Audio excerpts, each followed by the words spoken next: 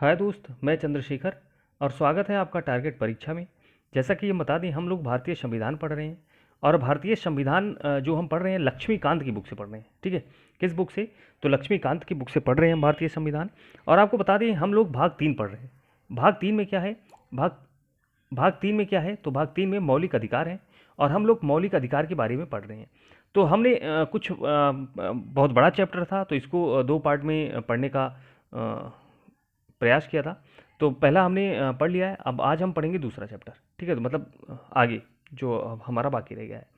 अब देखो, यहाँ पे आपको पता है अस्पृश्यता का अंत जो है वो अनुच्छेद 17 में इसका वर्णन किया गया है। ठीक है, अस्पृश्यता मतलब छुआछूत की भावना। अब कह रहा है जन अधिकार सुरक्षा अधिनियम 1955 में आया। अब देखो, नागरिकता अधिनियम भी 1955 में आया था और छुआछूत अधिनियम जो आया 1955 के अंतर्गत छुआछूत को दंडनीय अपराध घोषित किया गया। और इसमें कहा गया कि अगर कोई ऐसा करता है, छुआछूत भावना कोई रखता है, तो इसमें 6 माह का कारावास और 500 रुपया दंड दोनों शामिल है। ठीक है, जो व्यक्ति अब देखो उसे संसद या विधानमंडल चुनाव के लिए आयोग करार भी कर दिया जाएगा। जो छुआछूत की भावना रखेगा, ठीक है, और वो अस्पृश्यता का उल्लंघन करेगा, मतलब उसे अब संसद का चुनाव हो या विधानमंडल मतलब विधायक का चुनाव हो या सांसद का चुनाव हो, उसे लड़ने नहीं दिया जाएगा। अब इसमें देखो क्या होता है। अब जैसे छुआछूत है क्या? अब देखो, यहाँ पे किसी व्यक्ति को सार्वजनिक पूजा स्थल में प्रवेश से रोकना या कहीं पूजा करने के लिए रोकना। मतलब कोई मान लो कोई व्यक्ति है, वह किसी रोग से ग्रसित है या मान लो किसी निम्न कास्ट का है, तो अगर उसे आप पूजा स्थल या कहीं भी आप रोकते हो, कहीं जाने से आप सार्वजनिक स्थल पे आप जाने से रोकते हो, तो वो आपको दंडित होगी। ठीक है, दंड कार्यवाही आपके ऊपर की जाएगी। परंपरागत धार्मिक और दार्शनिक या अन्य आधार पर अस्पृश्यता को न्यायिक ठहराना होगा। मतलब ये नहीं कि ये दूसरे धर्म का है तो इसे अलग रखो, ये दार्शनिक है तो अलग रखो। ठीक है, तो ये छुआछूत की भावना को खत्म करना होगा। किसी दुकान, होटल या सार्वजनिक मनोरंजन में प्रवेश से इनकार। जैसे आप, मेरा होटल है और कोई मान लो ऐसा आया जिसे कुष्ठ रोग हुआ है, ठीक है, और मैंने उसे रोक दिया कि नहीं नहीं तुम अंदर नहीं जा सकते, तो ये क्या है? ये दंडनीय अपराध है। या मान लो कोई निम्न कास्ट का व्यक्ति आया और मैं उसे रोक दूं, मेरे होटल में तुम नहीं घुस सकते, तो ऐसा नहीं हो सकता। ठीक है, तो आप ऐसा अगर करते हो तो आप इसके दोषी हो। फिर हम बात करते हैं अस्पृश्यता के आधार पर अनुसूचित जाति के किसी व्यक्ति की बेइज्जती। मतलब अस्पृश्यता के आधार पर किसी व्यक्ति की अनुसूचित जाति नहीं, किसी भी व्यक्ति की आप अगर बेइज्जती करते हो, ठीक है, या उसमें जो कमी है या वो अगर अनुसूचित है, तो आप उसके लिए भी दंडनीय है। ठीक है, अस्पतालों में, शैक्षणिक संस्थानों में, हॉस्पिटल या सार्वजनिक के लिए प्रवेश से रोकना। आप कहीं नहीं रोक सकते, आप चाहे अस्पताल हो चाहे शिक्षा में, आप ऐसा भी नहीं कर सकते हो शिक्षा में आपको नहीं आना है। ठीक है, तो ये भी दंडनीय अपराध है। तो यही होता है छुआछूत भावना। अब हम बात करते हैं आगे अनुच्छेद 17 में। अब हम बात करते हैं उपाधियों का अंत। जो यहाँ से ज़्यादा इंपॉर्टेंट है वो बताऊंगा, हालांकि मैंने इसके पहले वाली वीडियो में सारा आपको बताया है। अब यहाँ पे जो बहुत ज़्यादा इंपॉर्टेंट है उसको मैं चर्चा करूँगा। हालांकि ये सारी चीज़ें भी बताया मैंने, लेकिन एक बार फिर से आपको बताऊँ ढंग से। ठीक है, उपाधियों का अंत क्या होता है? अनुच्छेद 18 में इसका वर्णन है, आपको पता है उपाधियों का अंत, और बहुत ही इंपॉर्टेंट है ये आप समझो। ठीक है, आप समझोगे तो आपको अच्छा भी लगेगा और बहुत बहुत इंपॉर्टेंट है।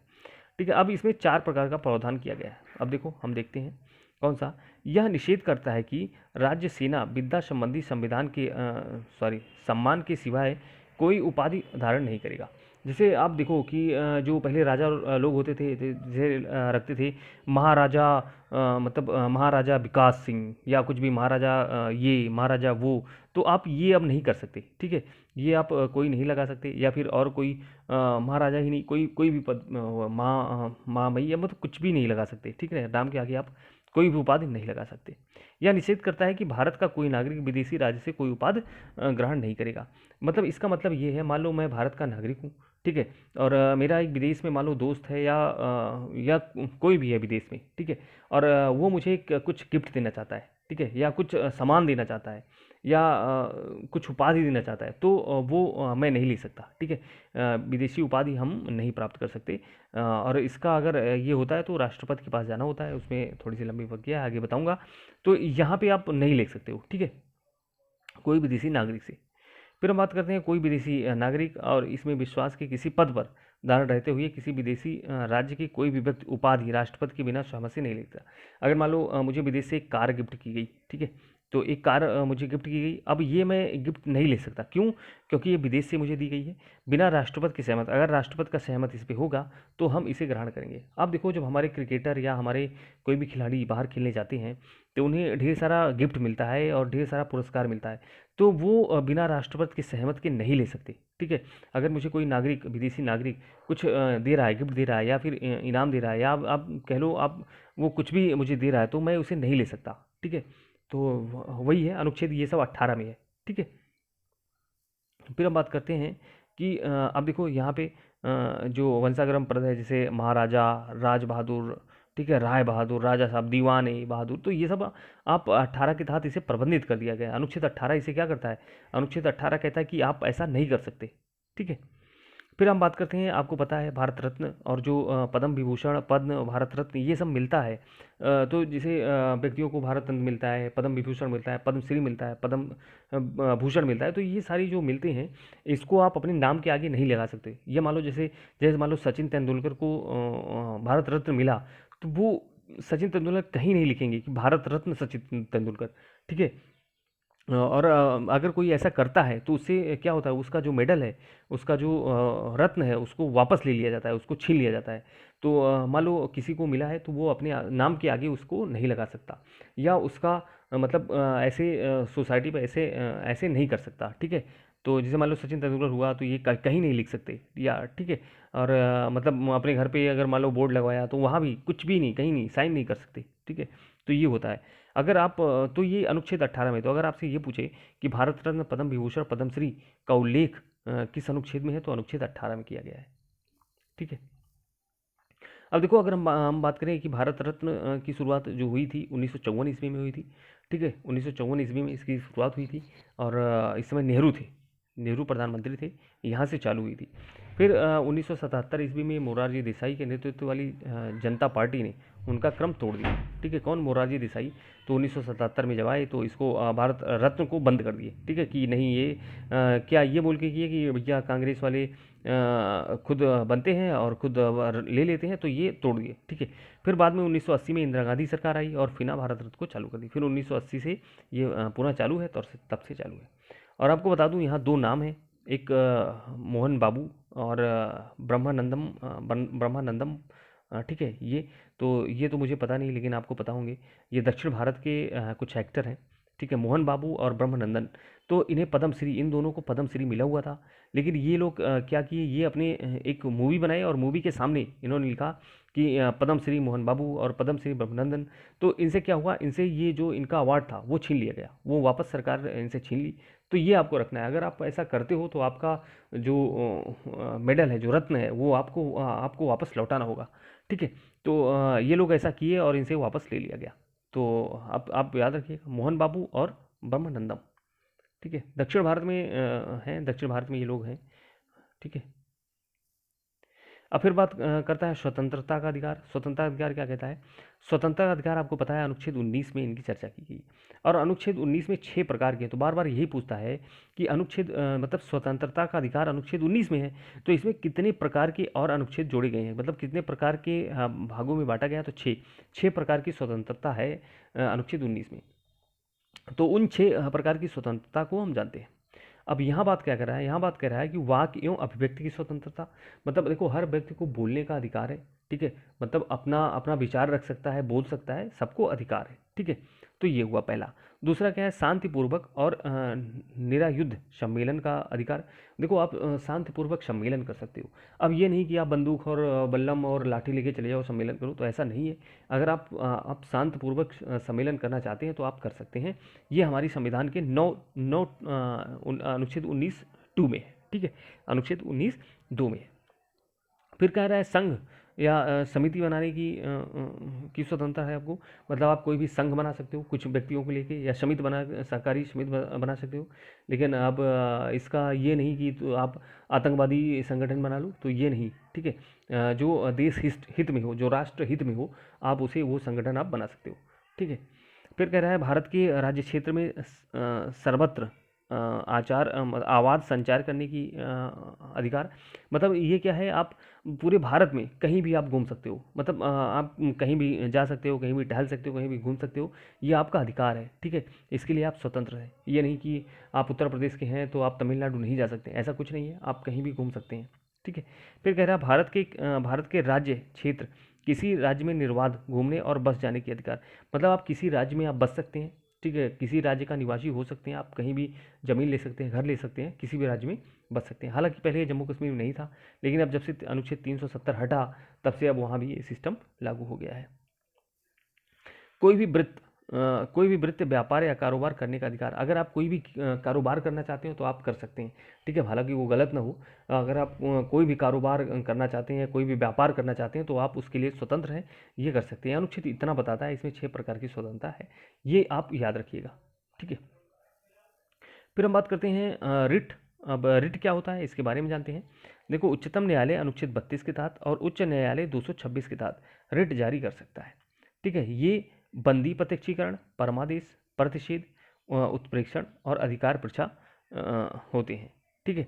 अब देखो, ये क्या होता है, रिट क्या होता है, मतलब अगर आपके मौलिक अधिकार, यहाँ पे अगर आपके मौलिक अधिकार का हनन हो रहा है, ठीक है, आपके मौलिक अधिकार का हनन हो रहा है, तो आपको संविधान, हमारा संविधान 5 रिट देता है, ठीक है। कितना रिट देता है? 5 रिट। वो पांचों रिट कौन कौन से हैं? तो एक है बंदी प्रत्यक्षीकरण, पहला। दूसरा परमादेश है। तीसरा प्रतिषेध है। और चौथा उत्प्रेषण है। और पांचवा अधिकार परीक्षा है। तो ये 5 रिट होते हैं। और इसमें कहा गया है, अगर आपके मौलिक अधिकार का हनन हो रहा है तो अनुच्छेद 32 के तहत आप उच्चतम न्यायालय, मतलब सर्वोच्च न्यायालय जा सकते हैं। अगर आपके मौलिक अधिकार का कोई हनन कर रहा है तो अनुच्छेद 32 के तहत आप कहाँ जा सकते हो? उच्चतम न्यायालय, मतलब सर्वोच्च न्यायालय में जा सकते हो। और अगर आपके मौलिक अधिकार का हनन हो रहा है तो आप अनुच्छेद 226 के तहत आप उच्च न्यायालय में जा सकते हो। आप किस न्यायालय में जा सकते हो? उच्च न्यायालय में, अनुच्छेद 226 के तहत। अब देखो यहाँ पे है, देखो, अगर आपको कोई केस लड़ना होता है तो सबसे पहले हम उच्च न्यायालय में जाते हैं। हम डायरेक्ट उच्चतम न्यायालय में नहीं, हम सर्वोच्च न्यायालय में डायरेक्ट नहीं जा सकते, ठीक है। क्यों? क्योंकि हमारा वो अधिकार नहीं, पहले हम उच्च न्यायालय में लड़ेंगे, उच्च न्यायालय से जो फैसला आएगा उसके बाद हम सर्वोच्च न्यायालय में जा सकते हैं। लेकिन अगर आपके मौलिक अधिकार का कोई हनन कर रहा है तो आप सीधा सर्वोच्च न्यायालय में जा सकते हो, ठीक है। आप चाहे उच्च न्यायालय में चले जाओ, आप चाहे सीधा सर्वोच्च न्यायालय में चले जाओ, ठीक है। तो ये कहता है। देखो, उच्चतम न्यायालय को ही सर्वोच्च न्यायालय कहते हैं, उच्चतम न्यायालय को। और उच्च न्यायालय को ही क्या कहते हैं? हाई कोर्ट कहते हैं, ठीक है। तो ये आपको रखना है, उच्च न्यायालय, उच्चतम न्यायालय को सर्वोच्च न्यायालय, ठीक है, ये कहा जाता है। तो ये 5 रिट हैं, तो इनको आइए हम पढ़ते हैं। अब यहाँ बात कर रहा है रिट। ये रिट जो हैं, ये रिट अंग्रेजी भाषा के कानून से लिए गए। देखो, जो हमारा मौलिक अधिकार है, हमारा मौलिक अधिकार तो लिया गया है अमेरिका से, ठीक है, पता है आपको, हमारा मौलिक अधिकार अमेरिका से लिया गया है। लेकिन जो ये रिट है, ये जो 5 रिट हैं, ये हमने ब्रिटेन से लिया है, ठीक है। हमने ब्रिटेन के संविधान से लिया है ये रिट। तो दोनों में अंतर है, आपको ये याद रखना है, ठीक है। इसे रिट को क्या कहा जाता है? रिट को न्याय का झरना कहा जाता है, ठीक है। इसको क्या कहा जाता है? इसे न्याय का झरना कहा जाता है। तो आओ हम देखते हैं। ये थोड़ा सा कुछ यहाँ पे कुछ एक्स्ट्रा जुड़ गया है। तो ये पहला रेट हम देखते हैं, बंदी प्रत्यक्षीकरण।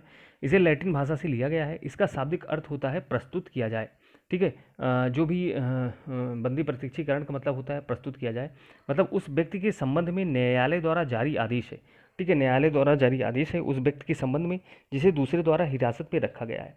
अगर किसी व्यक्ति द्वारा किसी व्यक्ति को हिरासत रखा गया है तो उसे न्यायालय के द्वारा उसे जारी करने का आदेश दिया जाता है। इसे बंदी प्रत्यक्षीकरण कहते हैं, ठीक है। ये है पहला। और फिर अगर हम आगे चलें तो दूसरा है परमादेश।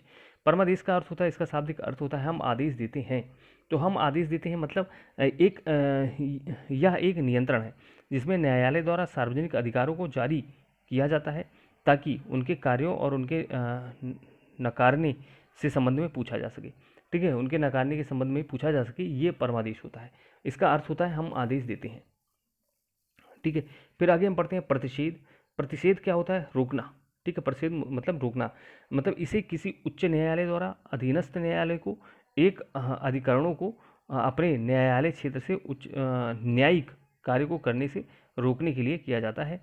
और जो सीधा परमादेश सक्रिय रहता है, ठीक है, इसे इसे बोलते हैं प्रतिषेध। फिर हम आगे बात करते हैं उत्प्रेषण की। उत्प्रेषण क्या होता है? इसे प्रमाणित होना, ठीक है, मतलब सूचना देना। इसे क्या कहते हैं? एक उच्च न्यायालय द्वारा अधीनस्थ न्यायालय को एक अधिकरणों को या निलंबित मामलों को स्थानांतरित को सीधा पत्र जारी किया जाता है, मतलब सीधा प्रमाणित करने के लिए पत्र भेजा जाता है, उसे बोलते हैं उत्प्रेषण। ठीक है, फिर बात करते हैं हम क्या है? अधिकार परीक्षा है। अधिकार परीक्षा में क्या होता है? इसको वारंट के द्वारा इसे मतलब इसे न्यायालय द्वारा किसी व्यक्ति द्वारा सार्वजनिक कार्यालयों में दायर अपने दावे जांच और के लिए जारी किया जाता है। ठीक है, तो इसे बोलते हैं अधिकार परीक्षा। संपत्ति के अधिकार, अगर हम बात करें संपत्ति का अधिकार, तो आपको देखो, आपको पता है कि संविधान के भाग 3 में और ये संपत्ति का अधिकार था। पहले 7 मूल अधिकार थे, लेकिन संपत्ति का अधिकार हटा दिया गया, तो अब 6 बचे हैं। पहले संपत्ति का अधिकार अनुच्छेद 31 में था, लेकिन अब कहाँ है? अब हम देखते हैं इसको कहाँ है। अब देखो, जो आपको पता है 44वां संविधान संशोधन हुआ 1978 में, और ये अब भाग 12 के अनुच्छेद 300 ए में कर दिया गया है। ठीक है, भाग 12 के अनुच्छेद 300 ए में कर दिया गया है। 44वां संविधान संशोधन 1978 में किया गया। ठीक है, तो ये था, और यहाँ पे हम कुछ देख लेते हैं, एक पॉइंट छूट गया है। ठीक है, तो एक सेकेंड, हाँ ये। अब देखो, संवैधानिक उपचारों का अधिकार, ये क्या होता है? संवैधानिक उपचारों का अधिकार आपको पता है, एक सेकेंड, संवैधानिक उपचारों का अधिकार अनुच्छेद 32 में, ये आपको पता है। अब देखो, इसके बारे में भीमराव अम्बेडकर ने क्या कहा है? इसके बारे में भीमराव अम्बेडकर ने अनुच्छेद 32 को संविधान का सबसे महत्वपूर्ण अनुच्छेद बताया, एक अनुच्छेद जिसके बिना संविधान अर्थहीन है। ये किसने कहा? भीमराव अम्बेडकर ने, और इसे संविधान की आत्मा और हृदय बताया। ठीक है, अनुच्छेद 32 को भीमराव अम्बेडकर ने संविधान की आत्मा और हृदय बताया। क्यों? क्योंकि अनुच्छेद 32 के तहत ही आप संविधान ये आप मतलब किसी कोर्ट में आप जा सकते हो, अगर आपके मौलिक अधिकार का हनन हो रहा है तो उसे आप रोक सकते हो। अब कह रहा है इस तरह से इसे संविधान संशोधन करके बदला नहीं जा सकता, ये बहुत इंपॉर्टेंट है। अब देखो, अनुच्छेद 32 जो है, ये संविधान संशोधन नहीं करके बदला जा सकता। अब आपसे ये क्वेश्चन भी पूछ सकता है, क्या मौलिक अधिकार में संशोधन हो सकता है? तो बिल्कुल हो सकता है, लेकिन क्या अनुच्छेद 32 में संशोधन करके इसे हटाया बदला जा सकता है? तो अनुच्छेद 32 को बदला नहीं जा सकता। ये फैक्ट आपको याद रखना है, राइट। कुछ और था, और आप देखो कि अनुच्छेद जो यहाँ पे